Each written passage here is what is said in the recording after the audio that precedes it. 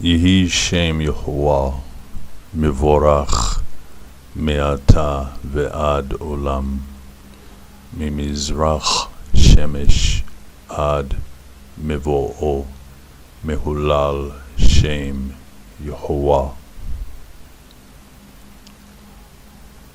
Nehalel Hallelujah, Nehalel Hallelujah, Nehalel Hallelujah.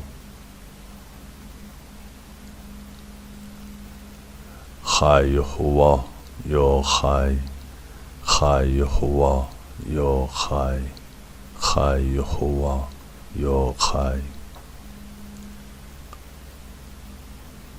Selah. Kodem kol hakavod leyo Yehovah, Yehovah Elohei haemet, Yehovah tzbaot, le'avdo hanitzchi, Avinu Adonenu ben Ami HaMashiach, linsichav sarav aturav ulekol chasidei yo b'malchuto. Ani mevarech etchem b'shalom. Chag Sameach, modim l'simcha. I'm going to try to make this as brief as I can. As you hear, someone is trying to contact me right now on WhatsApp, and it just so happens to be Brother Achiyakar, and it's kind of late, and I just recorded this one time, and it wasn't recording the audio. So a whole hour and 10 minutes, and it didn't record the audio. Okay, so we move forward. This time I'm certain that it is recording the audio, but what I'm going to do is record it in parts, so that way if it's not recording the audio for the first part, I'll know in 20 minutes instead of an hour and 10 minutes. Okay, so let's begin. Let's first begin here. Let's see, not there, not here, but here. I want to, this recording is for Man of Valor Achiyakar, awesome brother, powerful spirit in the kingdom of Yah. The first thing I want to do is have us look at this. Okay, this is a chart that I put together. Now at the bottom, I'm going to the bottom first. It says Otiot Ivrit Quadmonit Al Yedei Nasikh Cheskiyahu. That means this particular style of ancient Hebrew lettering was created by Nasikh Cheskiyahu, and he allowed me to use this, and I'm so grateful and blessed. So you may not have counted the letters yet, but there's 22 of them. Alef Bayt Gimel Dalet Hey Wa Zayin Chet Ted Yud Chaf Lamed Mem Nun Samek Ayin Pei Tzaddik Kuf Resh Shin Tav. That's it. 22 letters. Each letter has a numerical equivalent. Aleph 1, Bayt 2, Gimel 3, Dalet 4, Hey 5, Wal 6, Zayin 7, Chet 8, Tet 9, Yud 10. Then we go by tens instead of by ones, starting with the Kaf, Kaf 20, Lamed 30, Mem 40, Nun 50, Samik 60, Ayin 70, Pei 80, Tzadeh 90, Kuf 100, Resh 200, and Sheen 300, followed by the Tav 400. Okay, so this is an ancient Hebrew chart that I put together a few years ago based on, as I said, the lettering of Nasikh Chizkiyahu.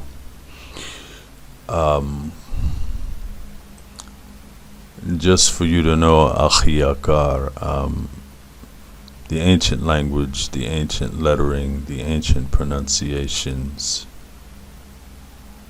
are essentially where we have to go. However, in the meantime, as we're going in that direction, we still have to be able to talk and to read and communicate and speak in this modern Hebrew for the people who are here in this modern time. Okay, so it's something we have to do. But I'm bringing this forward and putting it before your eyes first so that you understand that this is where we have to go. Okay. Next, we're going to open another document, this one, which you've seen before. You've seen the other one too. I don't know to what degree you've studied it, but this is modern Hebrew. So with the ancient 22 letters, no nikud, no nikudot, right? The modern 32 letters and 10 nikudot. It's 42 things to comprehend and to learn how to use. And depending on one's thirst for the language, depending on one's perseverance, desire, motivation, and how much time you have, then that can all of those factors come into play.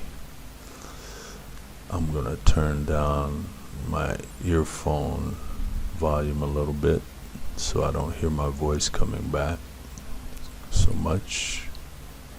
That's better. Okay, now, yeah, that's way better. So what I'm gonna do, we're gonna do a few of these. I'm not gonna do them all at one time. In the recording, I just recorded that where the audio was not recorded. I did the whole Alef Bayt, and with no audio.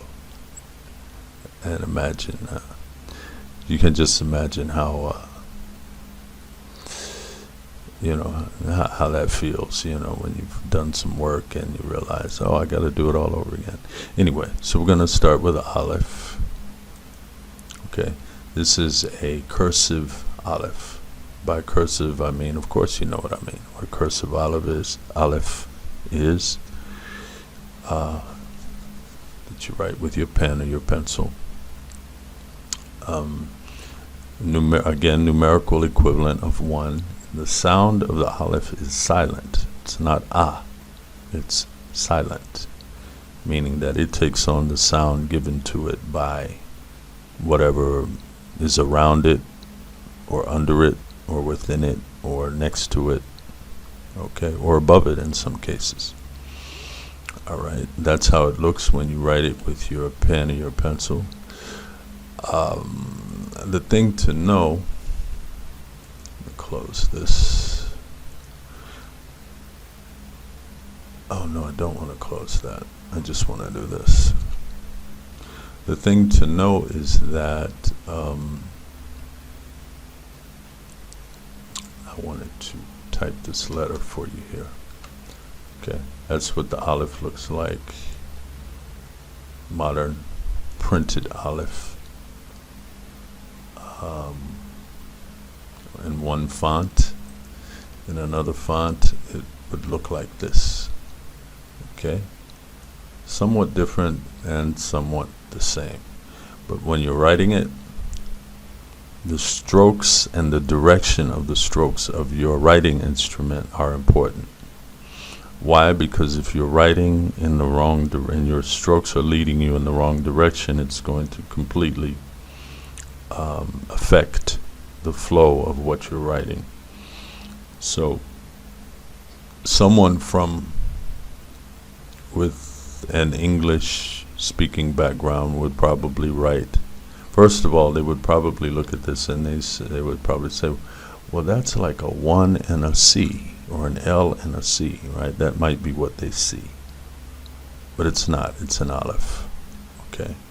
But how you would write it would be you want all of your strokes to begin on the right and to end on the left, as much as possible. Now here we have a situation where the best you can do is either ending here at the top or ending here at the bottom of this line. That's as far left as you can go. Sometimes you have letters which actually flow out to the left. So you would start with this part of the Alef, and you would stroke upward, right, or downward in that direction, this way or that way, and then the rest of the Alef, either up. I always go up with mine, and then I go to the next letter, and that next letter happens to be the Bayt.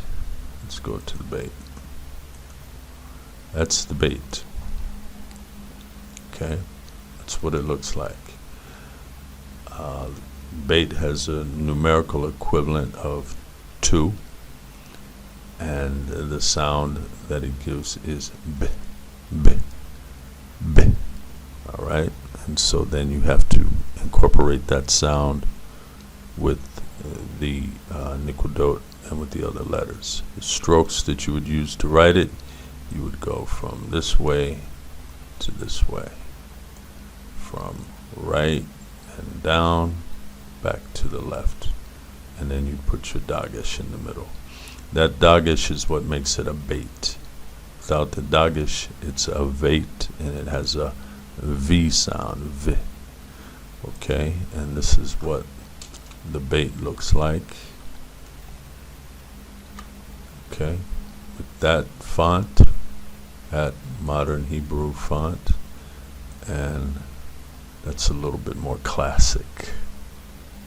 Right, that's your Bayt, numerical equivalent of 2. Next, we have the Bayt. The Bayt and the Bayt, believe it or not, are the same letter.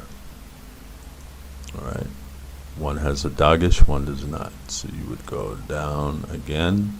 The stroke wouldn't be any different. The only thing is there's no dagesh in the middle. The sound would be V, V. Okay, numerical equivalent of 2. And then it would look like that with one font, and like this with another font. Okay, so the purpose of what I'm doing today is to help you recognize. It's about recognition.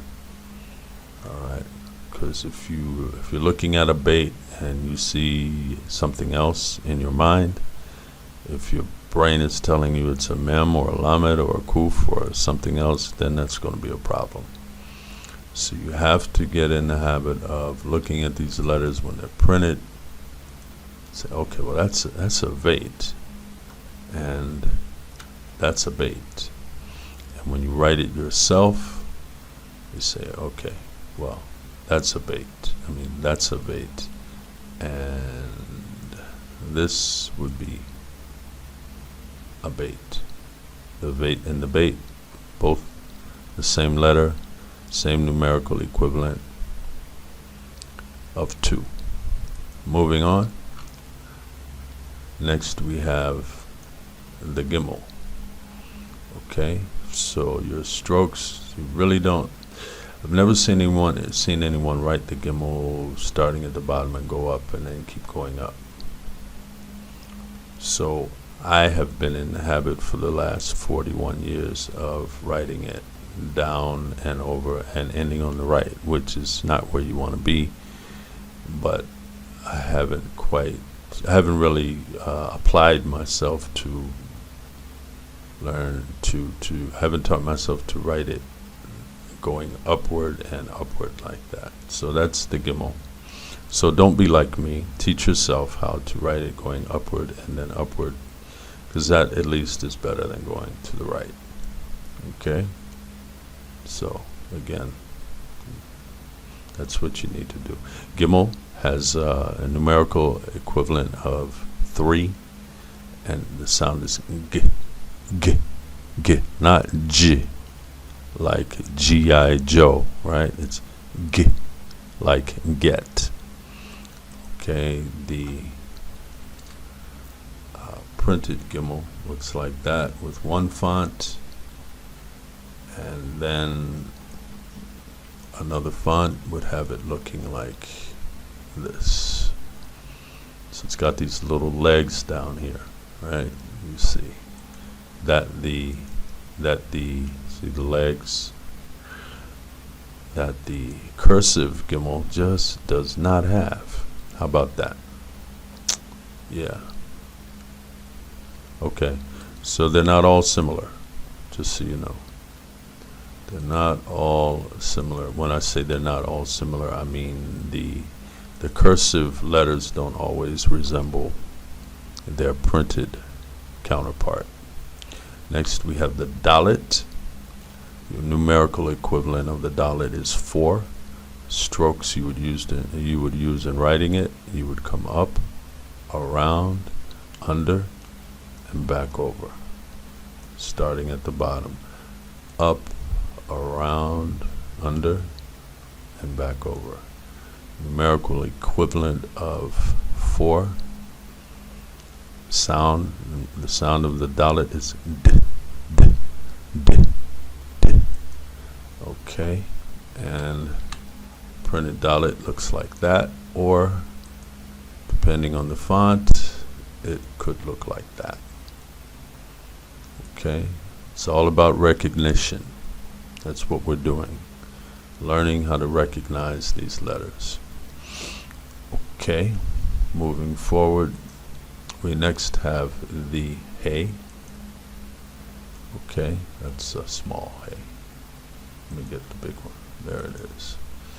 There you go, nice and large. Okay, Hey has a numerical equivalent of 5. And the strokes, you would just come up and around and over, and go on the inside, up and around and over to the left. Now, some people write a Hey by doing this up and around and over, and then they put a little leg right here, right? And they do that to resemble this. You see the little leg there? Okay, so when you're the cursive writing of Hebrew letters is very subjective. Sometimes it's very difficult to read.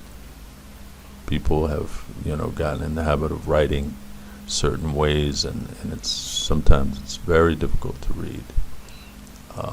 Another Hey would look like that, but again, there's that little leg again. Numerical equivalent of 5, and the sound is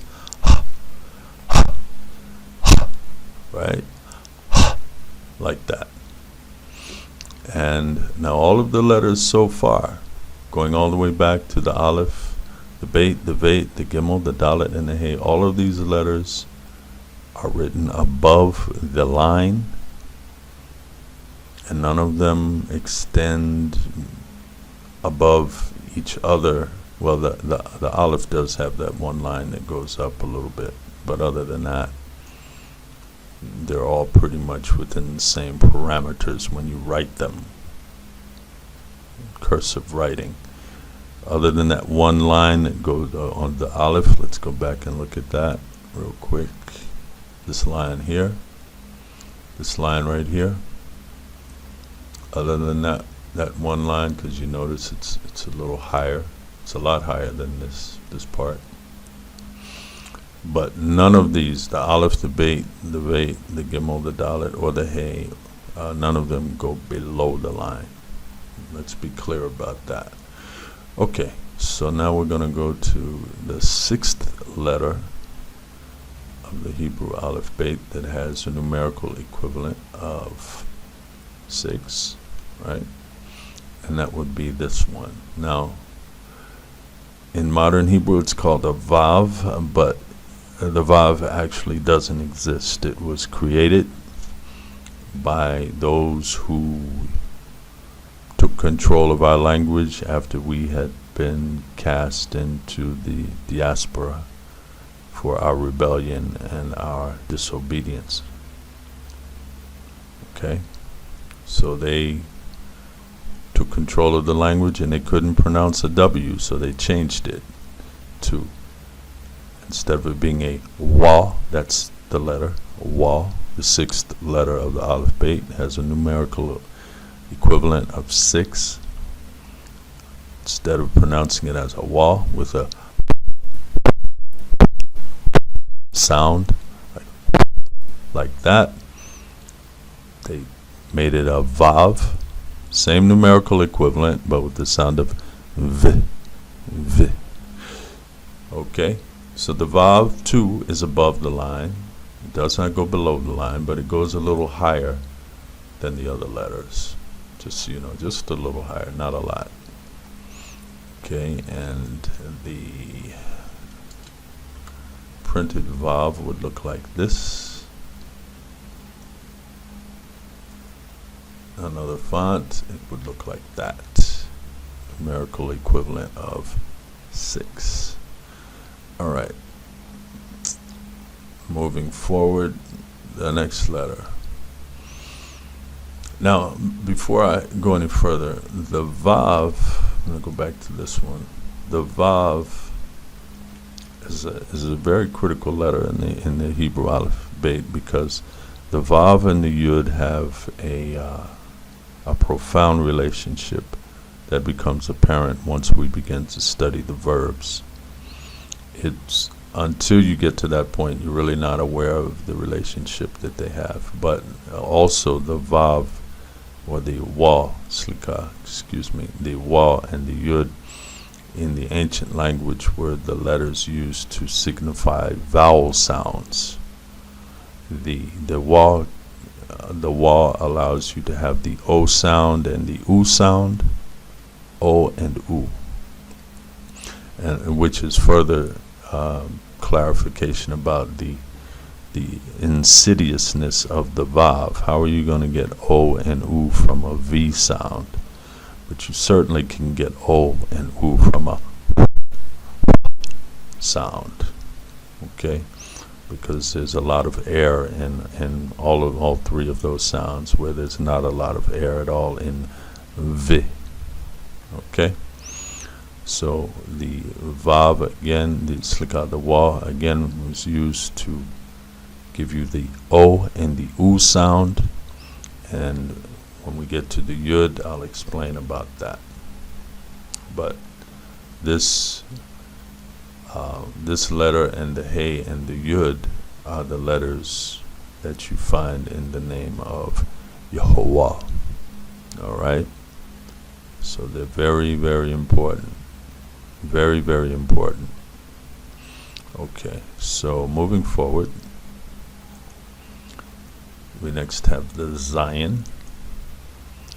It has a numerical equivalent of 7, and as you can see, it's going all to the left, just the way we want it to. It will go down, swing all the way around, back up, under, and to the left, and keep going to the next letter. Very nice. Numerical equivalent of 7, and the sound is Z, Z, Z, right? Zion. And the printed Zion looks like that. Yeah, you're looking for the similarity, right? I know, I'm clear. It looks like that or like that. And it too is above the line, and it does not stray too far up.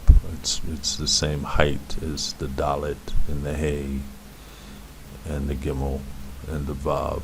I mean, slika and the veit and the bait. They all have the same height. Next letter, the 8th letter of the Hebrew Alef Bayt. I'm going to delete some of these here because I don't need them. Actually, I'm going to do it like this. It's easier. Yeah, there you go. The next letter, numerical equivalent of 8, is the chet. Chet. Chet. Chet. It's not a chet, and it's not a ket. Actually, the more air you put in it, the better off you are. Some people pronounce the chet as a het, right? I don't, because then it would be a hay. So I make a differentiation between the hay and the chet. Okay, so that's a chet, and as you can see, the stroke would come up and over, and then you could come down if you wanted to, but I do it. I go up and over, and then I come up, and it's okay if it has a little piece that's above right here, just a little bit, just a little teensy bit. But this one I made kind of neat, so it's like that. So I just come up and over, and then up and go to the next letter. Numerical equivalent of 8, and it is, the sound is het, like that. Okay, it's not the easiest letter in the world to pronounce, I'll say that. Took me a while to get it, yeah, a little bit. And this is the printed het in one font, and there's another one. That one kind of looks like the one I did, right? Okay, so you can see. And it too is basically like the Zion, the Hay, the Beit, the Gimel, the Dalet. Does not go below the line. We have not yet arrived at a letter in the Hebrew Alef Bayt that goes below the line. They're coming, okay? And it's important that you know when you're writing these, with your, cursive letters with your pen or your pencil. When letters are supposed to go below the line, you have to take them below the line, just like you do with the P and the G and the Y in English, I mean, there's ways to write them without going below the line. In Hebrew, you have to.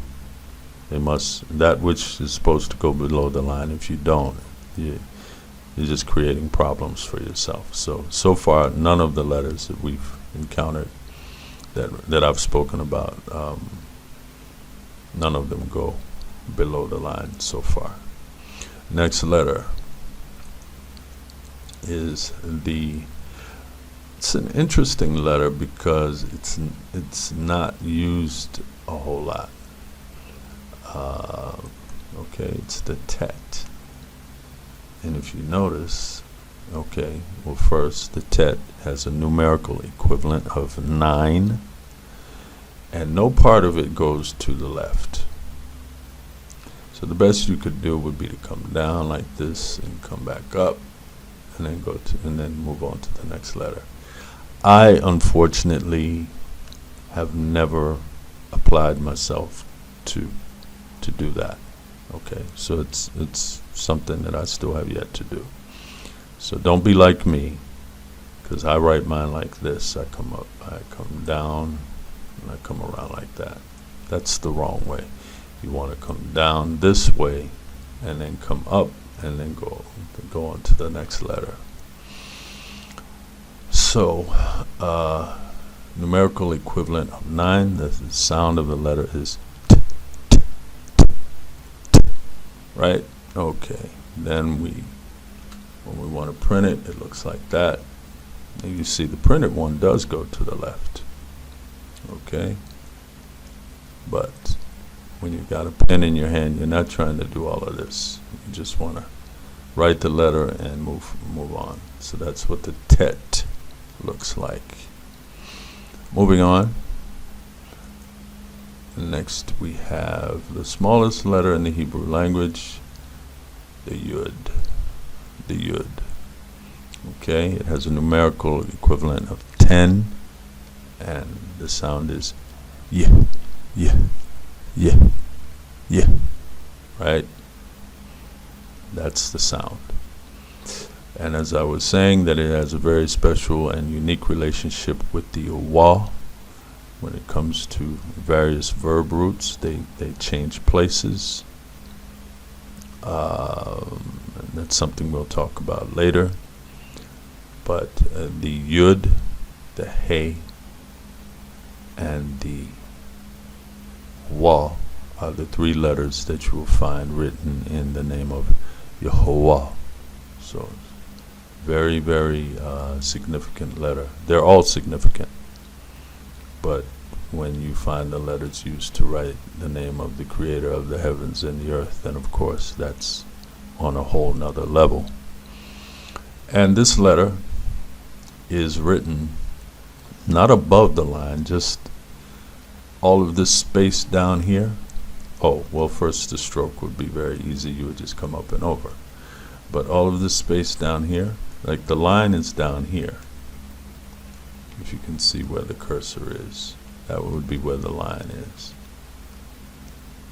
And all of this would be empty space. Yud is not supposed to be down here. It's not supposed to be, the top of the yud should be lined up with the top of all the rest of the letters. Okay, I'll give you an example. Well, let's look at what a yud looks like in printed. Okay, that's a yud. Here's another one. I'm in the same yud, different font.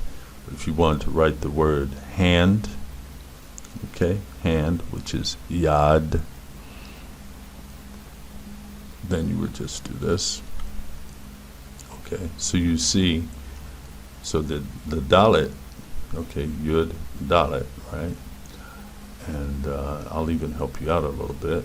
There's actually a kamatz under the yud and then the dalet. But so you can see where the line is. The line is way down here. But the yud doesn't come down to the line. It's always up there, and the top of it is pretty much lined up with the dalet, and in the other font it would look like that. Okay? So that's how that works.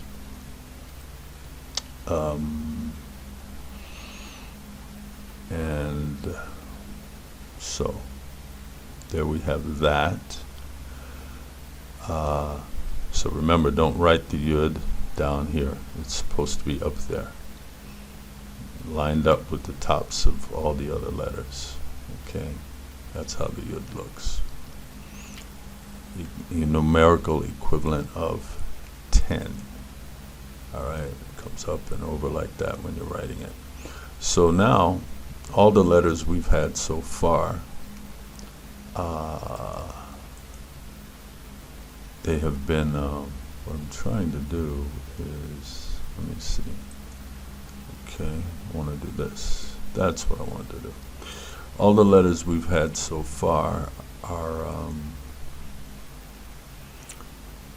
we've been counting by ones as far as their numerical equivalents. Remember, the Bayt and the Vayt are both 2 because they're the same letter, essentially. Okay, so the Aleph is 1, Bayt and Vayt are 2, Gimel is 3, Dalet is 4, and onward.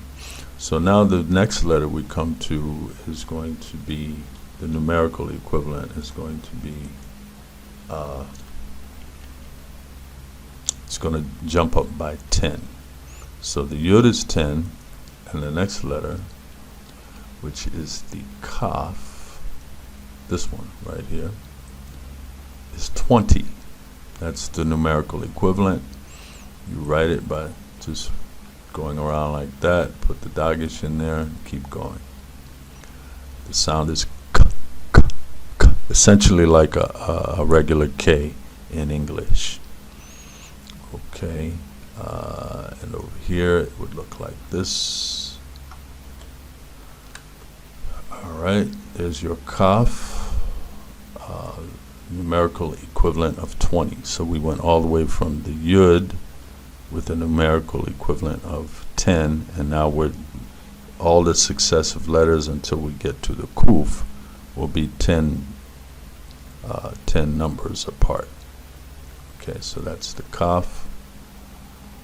Alright, and this is the cursive kaf, numerical equivalent of 20. Stroke goes like that. Moving forward, then we have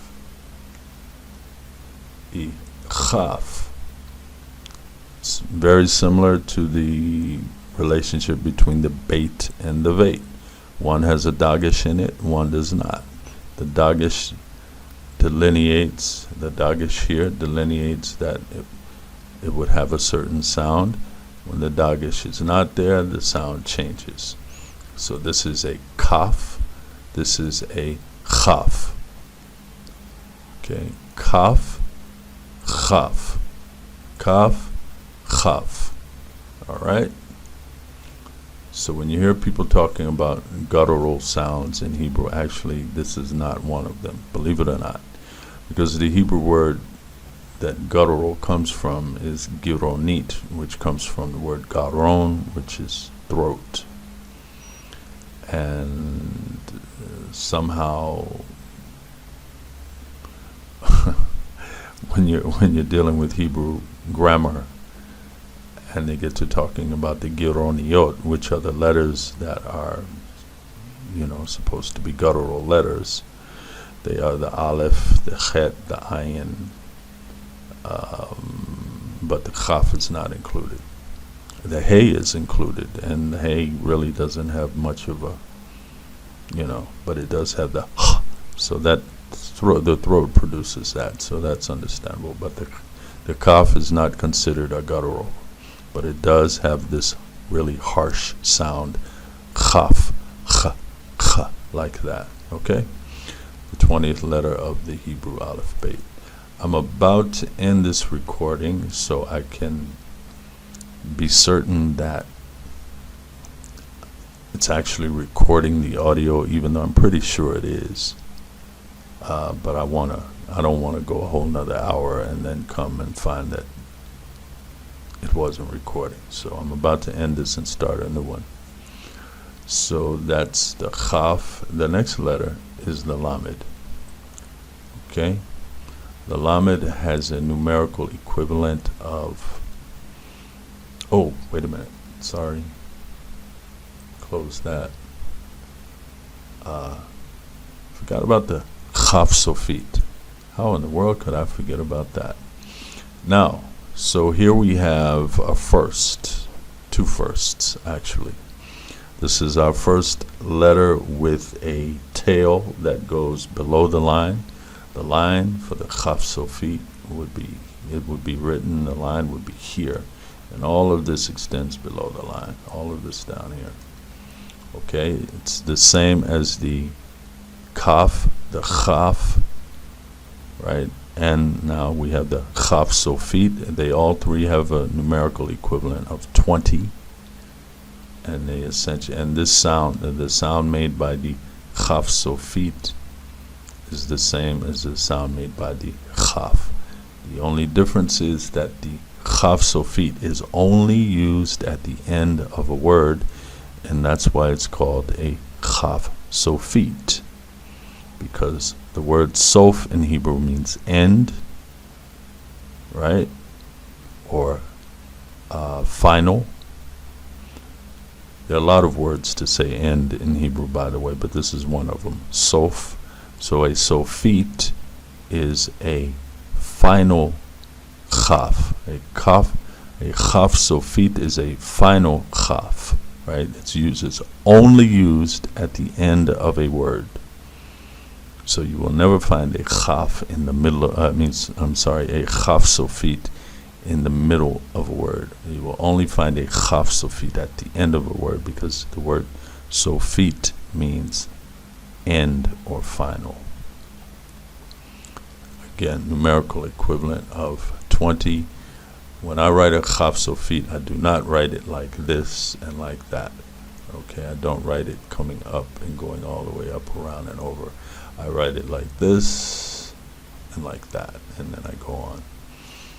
It would be better if I had applied myself to be able to write it that way. That would be more correct, to come up from the bottom and around and over.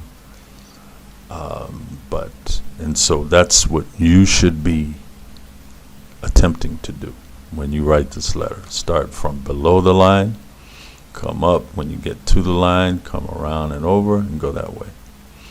Or you can be like me, and you can start here and come around and then go down. All right, and the printed version looks like this. That's a chaf sofit in printed version. That's one font, and then we have another one, looks like that. That's pretty bland looking, isn't it? Doesn't really do anything, it's kind of like just there. This one at least it's got some character to it. And then then there's mine, of course, which is it is what it is, as they say. Okay, numerical equivalent of 20, sound chaf sofit. All right, great. Now we move on to the Elamahd, which has a numerical equivalent of 30. And this is the first of our letters to go well above the line. Actually, no other letter goes as far above the line as the Elamahd does. It goes well way up above the line.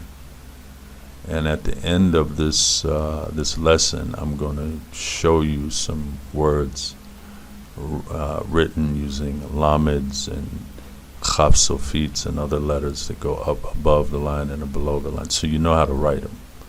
Okay, so basically the other letters would be about right here. The tops of the other letters would be about here, and the Elamahd goes way up there. It's written with a flourish, with that tail going up there.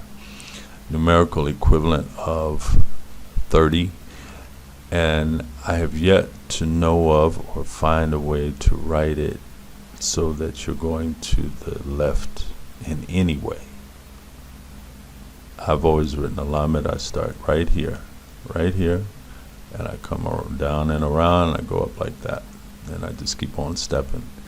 I mean, even if you started here and you came down and around, still then you're going that way. Seems like you'd have to start here, and you'd have to go like this, and then come back down and come back up like that, and then go over. And I think that would be just a little bit too much to write one letter. So I just start here, and I go around to the left, come back up, and go to the right, and then keep going. All right, and the printed version looks like that. You see it has a tail up there too. Nice squiggly tail there. Letter has character. Now in this particular font, it doesn't have quite as much character. It's kind of like, yeah, okay, the tail is kind of cut off there. But given that this is modern Hebrew and the people really don't want to, they're trying to disconnect themselves as much as they can from anything ancient or biblical or any of that. So they like stuff like this. But I actually prefer, in modern Hebrew, I prefer this. But I really prefer that. I prefer this one. All of this. Okay, so But you already knew that because you heard me talk about it earlier. Okay, so that's the Lamed. It's the only letter in the Hebrew Alef Bayt that has a large, long flourish that goes well above the line when you're writing it. Like, and there it is. Okay, numerical equivalent of 30, and the sound is L, L, L, L, right? Okay, that's simple enough, right? Okay, next letter, and you're gonna love this. I know you are. Okay, there it is. And I know what you're saying. I already know what you're saying. So, hey, that looks like an N. That looks just like an N. Wait a minute. Where? Right.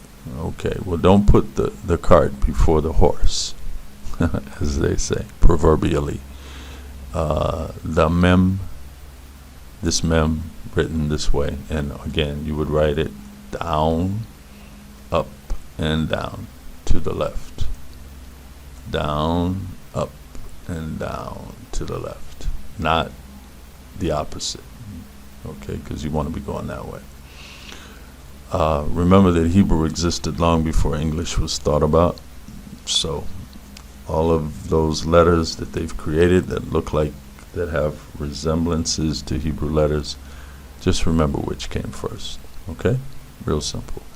Has a numerical equivalent of 40. Okay, as you see, we're going by tens now. The mem has a numerical equivalent of 40. This is a mem. Okay, the sound is m, me, me, right? Then we go look at what it looks like when it's printed. Looks like that, and you're like, whoa, no similarity what at all. Yeah, okay, I can say that better. No similarity whatsoever. Truly, none. But it's okay. That's what it looks like when you print it with that font, and when you print it with this one, it looks like that. They kind of look like each other, right? So that's the mem. Now, the mem, like the chaf, has a sofit, and it looks like this. There it is. Okay, and you're like, well, wait a minute. They don't even look alike. What? It looks like a balloon with a string attached to it going to the left. Anyway, that's the mem sofit. And because it is a mem, just like the regular mem, it has a numerical equivalent of 40, just like the mem. And the sound is meh, meh. But this is the mem that you use at the end of a word. Not the other one, not this one, not that one. That's for the middle of the word. This is for the end of the word. Your stroke would begin right here. You come here, you come all the way up and around, and you go out that way. Real simple. So then the modern Hebrew, the printed mem looks like that. Totally uneventful. And then this one has a little bit more character, of course, and it looks like that. So that is the mem sofit, numerical equivalent of 40, sound of meh, meh, only to be used at the end of a word. Okay, we're making progress here. So we have this beautiful letter here, and of course I know, right? I know what you're saying. But wait, that's a J. But wait, no, it's not. It's a noon. Okay. Remember which came first. Hebrew did. Long before English was even thought about. Thousands and thousands of years. Okay, so now the noon. The noon goes below the line. The line would probably be about right there. Okay, the stroke, very simple, come down and that way. Come down, finish here, and then you go. All right, it has a numerical equivalent of 50. 50. And the sound is n, n, n, n. Right? There you go. And the printed version looks like this, and you're like, you're like, wait, it doesn't look like that. Yeah, I know. Don't worry about it. But that's when you see this printed, that's a noon. And if you see it in this font, it looks like that. And you're like, what? Yes. And you mean I have to learn all this? Yes, you do. It's not that hard. You can do it. All right. Numerical equivalent of 50. It too has a soffit. I'm going to delete some things here. I'm going to delete this. Not delete, but close. I'm closing all of these. This, that, and that. Okay, let's go here. This is the noon soffit. Now, the noon soffit is the longest letter. It's so long. Okay, so now it's like the wa, but it's way longer than the wa. So you either draw it straight up or you you write it. You either write it straight up or you write it straight down. I'd like to write mine straight up. Has the same numerical equivalent as the noon. And this is the noon soffit. So it's only used at the end of a word. Okay. And it falls well below the line. The line would be like here. Well below the line. Alright, that's what that looks like. It has the same sound as the noon. Ne, ne, ne. Like that. And then it looks like this. It looks like a long hook, right? Yeah, and then change the font and a little bit more character there. But you can see the tail. It's always well below the line. So the noon. So far we have encountered 3 sophiot. That's how you pluralize the word soffit. Sophiot. You've encountered 3 so far. The chaf soffit, the mem soffit, and the nun soffit. And remember, they are all 3 used only at, just like every other soffit, only at the end of a given word. So let's see. I think I've been recording now. I forgot what time it was. I said I was going to break this up. I am. Okay. So what I'll do, we'll take one more letter and then I'll stop this recording. This is the samech. The samech has a numerical equivalent of 60 because the noon has a numerical equivalent of 50. And the samech comes right after the noon, right? So it's real simple. You just start right here at the top, you come around, and you keep going. I mean, well, you come around, you stop there, and then you keep going. All right. Samech. The sound is s, s, s. Okay. And it looks like this. That's one font, and here is the other, or another. There are many. There's another. All right. I'm gonna show you something else that you might be interested in. Just another font. This font is called David, and it's used often to that's what it looks like in David. How about that? Okay, and here's your Alef. Here's your Alef. Here's your Bayt in David. Here's your Gimel. Here's your Dalet. Look at that. Here's your Hey. real character there. Here's your Vav, your Wah. Here's your Wah. Okay, your Zion. Look at that one. On your Chet. See that little part? The little part that goes up right there? Yeah, that's cool. You just can't have anything going to the left down here at the bottom. And it has to be connected here, because if it's not connected right here, then you'll think that you're dealing with a hey and not a chet. Anyway, so yeah, and this is the tet. There's the tet. Here's the yud. Here's the chaf. Here's the lamed. Here's the mem. Yeah, it's a nice font, David. There's the nun. Let's look at the mem sofit. There's the mem sofit. There's the nun sofit. Okay, we didn't look at the chaf, did we? There's a chaf, the chaf sofit. There's the chaf sofit. Okay, so David is cool. So we were talking about what? The samech, right? The samech, there it is. And numerical equivalent of 60. So we'll go one more letter to get to 70, because the next letter is very special to me because it's in my name and I like it, right?